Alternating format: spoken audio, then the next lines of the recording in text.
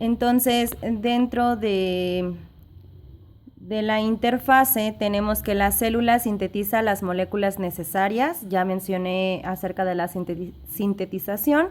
Sin embargo, las moléculas que va a tener que sintetizar durante esta parte de la interfase, es decir, de todo el proceso de interfase, van a ser las proteínas, van a ser algunos lípidos y otro tipo de moléculas. ¿Como cuáles? Pues serían moléculas como, por ejemplo, de bases nitrogenadas, de azúcar, del ADN, del núcleo y de otras partículas y organelos que tiene la célula, ¿de acuerdo? Por lo tanto, la célula durante la interfase va a crecer y crece gracias a que se duplica sus organelos y sus moléculas. Es decir, si tiene 300 mitocondrias, a lo mejor va a duplicarlas a 600 mitocondrias. Por lo tanto, la célula va a necesitar crecer de volumen, ¿de acuerdo? Por eso es que durante la interfase va a crecer. También crecen sus núcleos, también crecen otras partículas que aumenta de tamaño la célula. Y pues bueno, ya mencionamos las fases que entran dentro de la interfase, que va a ser G1 y va a ser G2. Y estos nombres o estas abreviaturas vienen de la palabra en inglés gap, donde significa que no va a haber una sintetización del ADN. En estas dos fases de interfase no va a existir una sintetización del ADN. Van a existir síntesis de proteínas o de algunas enzimas, pero no del ADN directamente. Y en cambio, por ejemplo, en lo que es la fase de S, como su nombre le indica, S viene de la abreviación de síntesis. Ahí sí va a existir una síntesis del ADN. Ahora, dentro de la fase G1 vamos a tener lo siguiente. ¿Qué ocurre? Bueno, esta va a transcurrir o va a iniciar al término de la mitosis hasta antes de la fase S. Toda esta parte de aquí, esta fase dentro de la interfase es la más grande y es donde va a ocurrir la célula durante más tiempo. Aquí va a permanecer más tiempo porque es más grande el proceso de crecimiento. Entonces, ¿cuándo ocurre? Ocurre, ya lo mencioné, cuando termina la mitosis. Pero recordemos que dentro de la mitosis va a... y durante esta etapa, pues nos va a permitir que de la mitosis se van a desarrollar. Vamos a regresar a esta parte. Recordemos que de la mitosis van a salir dos células hijas. Una célula hija se va a dirigir directamente a donde la requiere el organismo. Y la otra célula hija es la que es una célula nueva. Estas dos son células nuevas. Y una se va a una parte del organismo y la otra es donde se va a iniciar nuevamente la fase 1. Por lo tanto, tenemos que la célula es nueva. La célula nueva generada de la mitosis es la nueva célula que va a iniciar la fase 1 y nuevamente inicia con ella el ciclo celular. Por lo tanto, esta es nueva y es de donde viene de la división de la mitosis, ¿de acuerdo?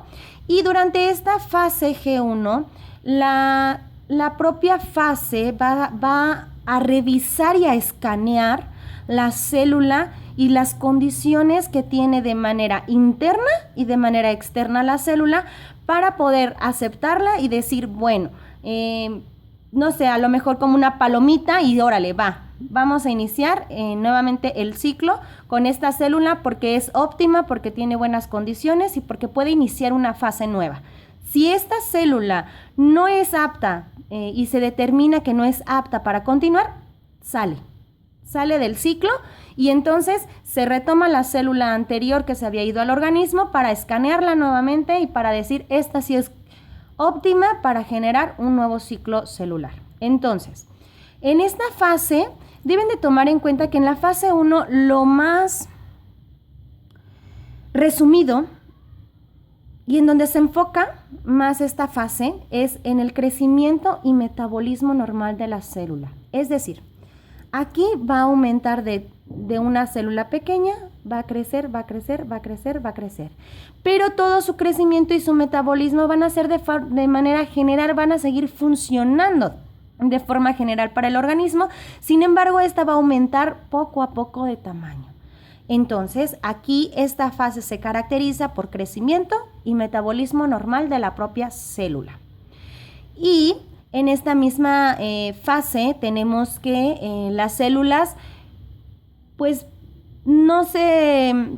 las células que no son óptimas para poder continuar durante esta fase e iniciar la siguiente fase, va a salir, o sea, determina, ya la escaneó por primera vez, ya la analizó por primera vez, sí es óptima para generar un crecimiento y continuar con el ciclo celular, pero si durante este crecimiento y ese metabolismo normal se determina a mitad de proceso de la fase 1, de la fase G1, por ejemplo, que diga, no, pues no es óptima para continuar, bueno, esta sale de manera inmediata del ciclo celular, de esta forma. Recuerden que habíamos mencionado de la fase G0. Si al término de este crecimiento general no es óptima para continuar, sale. También aquí lo vemos. Fase G1 no es óptima y las células salen. Aquí no está ejemplificada en la imagen, sin embargo, deben de tomar en cuenta de que eso es lo que ocurre. Y las enzimas del ADN se vuelven más activas para que en un futuro estas se puedan sintetizar y pueda hacer el duplicado del ADN. Entonces, aquí lo único que hace es mantenerlas más activas, más despiertas y que aumente la función que tienen en la célula para prepararlas hacia la fase S, donde estas enzimas del ADN permiten que se duplique. Sin embargo, aquí en esta fase G1 incrementa el ARN mensajero. Esto quiere decir que también lo está preparando para la siguiente fase y también prepara la síntesis de proteínas. Recordemos que les había mencionado que no hay una sintetización aquí del ADN, pero sí sintetiza las proteínas que va a preparar precisamente para la siguiente fase. Incrementa el volumen de la célula, como ya lo mencionamos durante esta fase G1. Ahora, puntos de control. Los puntos de control son sumamente importantes y son precisamente esos puntos de control donde detiene el ciclo celular.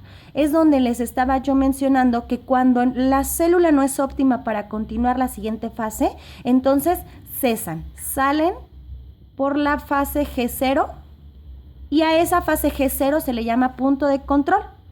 Ya pasó la fase G1, donde aumenta el volumen, donde crece la célula, pero durante este crecimiento celular no va a ser óptima para continuar la siguiente fase, por lo tanto va a requerir que exista un punto de control para que pueda salir del ciclo celular y no perjudique ni crezca de manera normal.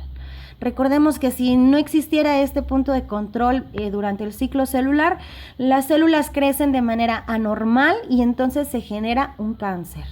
¿De acuerdo? Por lo tanto, es necesario tener puntos de control durante el ciclo celular y este es el primero. Entonces, ocurre el primer punto de control, ¿no? Entonces, la siguiente dice, impide que la célula comience la siguiente etapa, ya lo mencionamos. Si no es óptima, no continúa la siguiente etapa y sale del ciclo celular. No muere la célula, a pesar de que no es óptima para continuar, no muere la célula. Esta se dirige a otras partes de nuestro organismo donde es requerida o una vez que sale del ciclo celular es degradada por otras proteínas para comerlas, las partículas que van quedando o si llega incluso a generar una apoptosis, una muerte celular en caso de que definitivamente esta célula no sea funcional para ninguna parte de nuestro cuerpo y entonces muere. Pero en este punto de control ocurre que cuando la célula pues no cumple todos los requisitos necesarios, ¿no? Y Bueno, la siguiente menciona las enzimas aquí que participan durante el punto de control, que son los donde participan más proteínas y enzimas para poder evaluar y escanear esta célula y poder aceptarla o no. Van a ser las enzimas llamadas quinasas.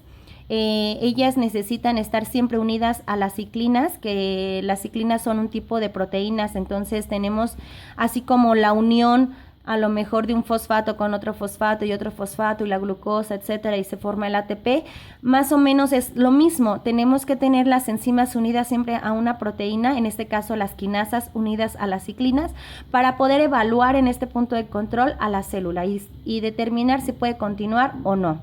Y las ciclinas fosforilan.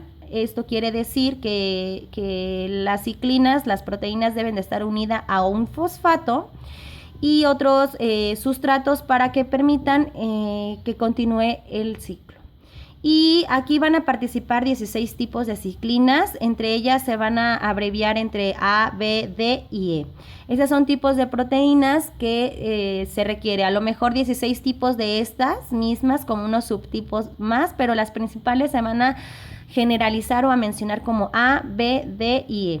Y también se encuentran elementos centrales en este punto de restricción, como la ciclina, la molécula RB, el factor E2F, la molécula y la proteína P53, este es muy importante en otro de los temas que vamos a ver más adelante, y la P21. El P21 permite identificar células dañadas, es decir, en específico esta proteína va a permitir identificar que exista algún daño o no directamente en el ADN, ya sea por daño al mismo, puede ser por estrés celular y puede ser porque a lo mejor el pH no es el óptimo para continuar el ciclo celular. Entonces todo este conjunto de enzimas y de proteínas son aquellos que nos van a permitir evaluar en el punto de control si la célula puede continuar o no.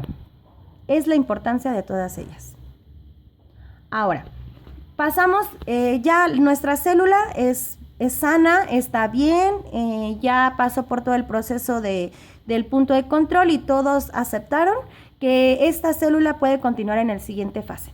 Y esta fase, pues, como ya hemos mencionado, que después de la fase G1, en esta fase, que aumenta de volumen la célula, va a pasar a la interfase S. Y en esta, lo más importante que ustedes deben de saber en esta fase es que ocurren dos procesos. El primero, la replicación del ADN y en segundo, la duplicación de cromosomas. Esas son las dos funciones principales de la fase S. Bueno, ¿cómo va a ocurrir esto? Por medio de la síntesis de histonas. Y las histonas son otras proteínas que intervienen en el ciclo celular, pero estas son de baja masa molecular, no son tan inestables, son las más tranquilas, las más pasivas, sin embargo son muy importantes en esta fase, porque con ellas podemos obtener cromosomas duplicados. En el ADN del ser humano, nosotros tenemos 46 cromosomas normales, ¿no? Tanto la mitad de la madre provenientes y la mitad del padre, pero en un total de 46 cromosomas. Las histonas van a hacer que estas se dupliquen. Y estas, al duplicarlo, van a generar una copia exacta de los cromosomas. Los cromosomas, dentro de los cromosomas es donde proviene nuestro ADN. Por eso es que están asociados. Por eso existe primero una duplicación de cromosomas. Tenemos a lo mejor nuestra X y va a duplicar otro cromosoma. ¿De acuerdo? Entonces, al tener duplicados nuestros cromosomas, vamos a tener duplicado en un futuro nuestro ADN. Pero bueno, estas van a tener cromosomas o células hijas para que puedan heredarlo y que tengan con exactitud el número de cromosomas y la copia exacta para poder separar y duplicar el ADN. Ahora, aquí en la fase S tenemos la duplicación del ADN. ¿Cómo ocurre esta duplicación? Primero tenemos que tomar en cuenta cómo está conformado y construido nuestro ADN. A ver, voy a una imagen posterior a esta. Vuelvo a repetir. Tenemos nuestro cromosoma y de una de la hélice o vulgarmente un palito del cromosoma, en este caso que atraviesa, en esta parte de aquí, así como vemos, se va a desglosar hasta desarrollarlo, y si lo desarrollamos y vamos aumentando, tenemos nuestro ADN. Y esta partecita desdoblada es la que yo tengo en esta imagen. Acá está abajo nuestro ADN en doble hélice y aquí lo tenemos desdoblado.